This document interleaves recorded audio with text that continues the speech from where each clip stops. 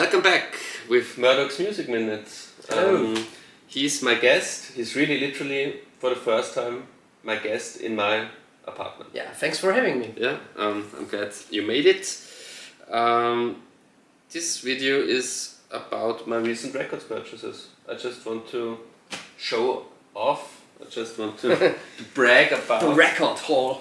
Brag what I found. Yeah, I always like watching, And- looking at records. And you have to give me your impressions. You have to tell me if you like those albums or don't like them. You know, those are like I bought those like a couple of days ago, so I haven't listened to most of them. I think, but I listened to the first one, "Come and Feel the Lemonheads" by the Lemonheads. Yeah. What do you think about this album? I was or still am a huge fan of the Lemonheads, at least from this phase. I'm not too familiar with their early albums because they started off as a really low-key punk band and then they went a bit more power pop acoustic, and this is certainly one of my favorite albums by them. Come On Feel the Lemonheads I think is a fantastic album. I like it even more than their big hit album. I think this is This is the big hit album. yeah, right? It's a Shame About Ray. It's the critics' choice. I think Come On Feel the Lemonheads is an even better album. Well, I have only yet listened to this album. I haven't yet listened to that album, but I was really impressed by this album. Yeah, it's wonderful. I immediately fell in love with it. It's really they should have been so much bigger, but Yeah. I think even then though the singer sabotaged himself. was a bit difficult personality back then. And the Had substances. some problems. Yeah, but it's sweet, simple songs, tunes. But fantastic. simple but subtle also. Yeah, It's really the right kind of you know, it's the best kind of alternative rock from America that's possible in the 90s. It's not that Probably is. nihilistic. Yeah. Although he was such a troubled man back then. It's positive. It's positive a sunny. stuff. It's the sunny side of grunge. It's like a sunny grunge album. It's like I love my life grunge album. Yeah, and it has punk influences, but there's also a bit of country. Yeah. It's really And power pop. Yeah. You know, and it's a bit like the go-betweens, but with balls. Like Yeah. go-betweens Yeah, with more maybe, more edge, more Yeah, distorted yeah, electric guitars. Yeah. And it's a bit like R.E.M. It's also a bit like late 80s R.E.M. But not which as sounds boring. not which as sounds whiny, boring. not I wanted to say that sounds like a boring album. If I say that it sounds like late 80s R.E.M. But it's really like if R.E.M. really had fun. Yeah. They had fun in the studio. And didn't take themselves so seriously. Yeah. It's really great. You like that? Yeah, very much so. The next one is a classic. I don't know. In the last video that you just recorded 10 minutes ago, you told me that you don't like Nick Cave. Yeah. Usually people who like Nick Cave also Also like like this Tom artist, Waits. and if they don't like Nick Cave, they don't like Tom Waits. So what's your opinion on Tom Waits? I haven't heard as much by Tom Waits than I've heard by Nick Cave, but I guess the theory is true. I don't think I like it very much. I only like the first couple of albums by my parents were kind of not hardcore fans, but they have lots of his albums. So I grew up with also this album. So I can't really remember what it sounds like. Okay. But I have heard it as a child. Okay, Very so often, but I don't memories know. come I don't know to- which. Maybe this is one of those cases where my memories will come when I'm listening to it. Yeah. And it's also for those nostalgic reasons that I wanted to re-listen to it. Yeah. But this is the phase. It's just his critically most acclaimed phase. But that at least as a child, and that's kind of maybe now as a grown-up, maybe I will enjoy this more. But as a child, I used to hate this phase because it's really this very experimental, dry and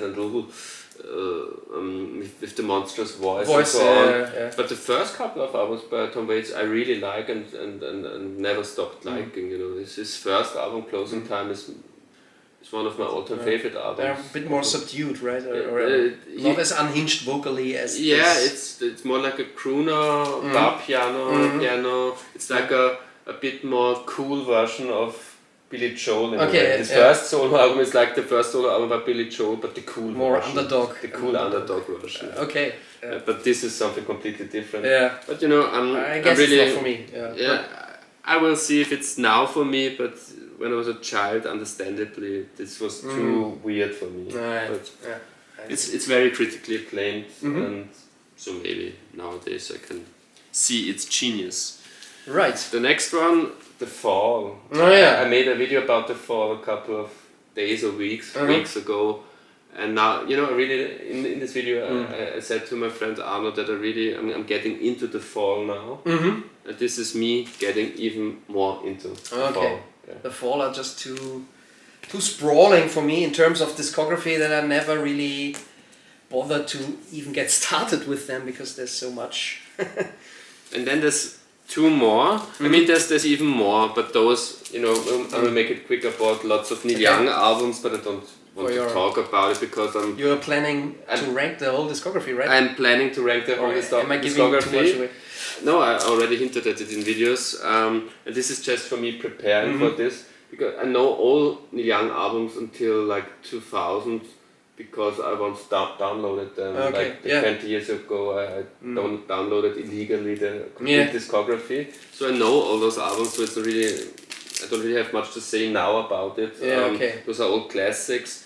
Trance is this weird synthy album from the 80s. I like the album cover. This is a great album by it's classic. This is Nowhere. Yeah.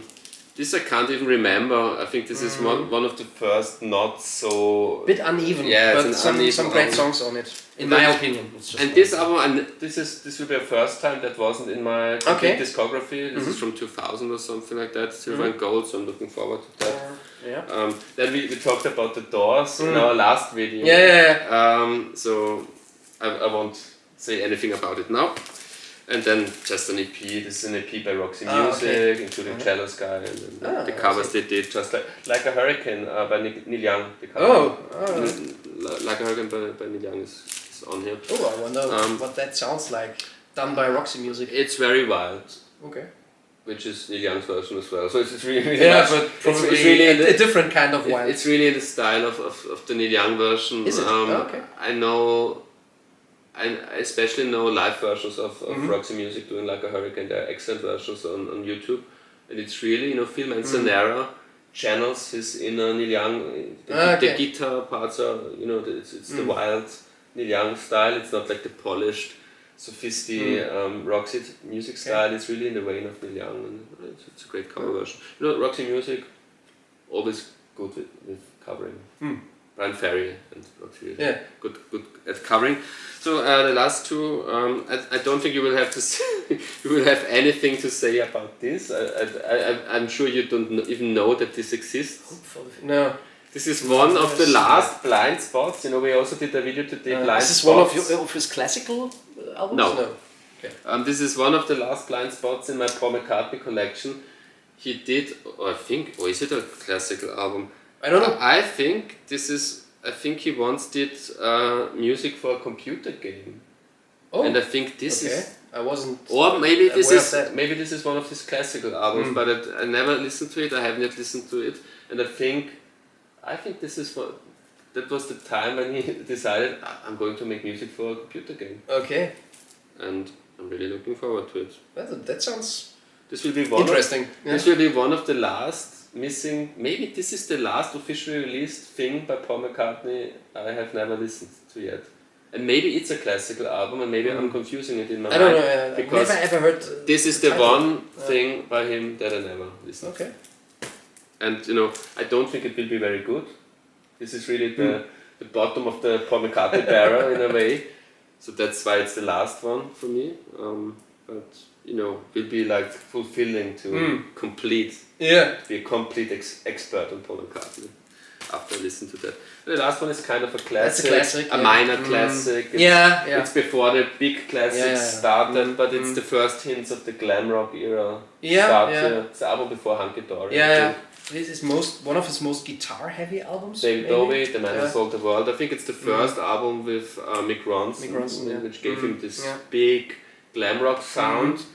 And it's the one. It's maybe one of his most rock and roll sounding albums. Almost foreshadowing some kind of alternative rock as well. It's really a strange sounding album. I think it was often described as proto metal, which maybe goes too far. Far-fetched. It's a bridge too far. But I would say that I heard people calling it a proto metal album.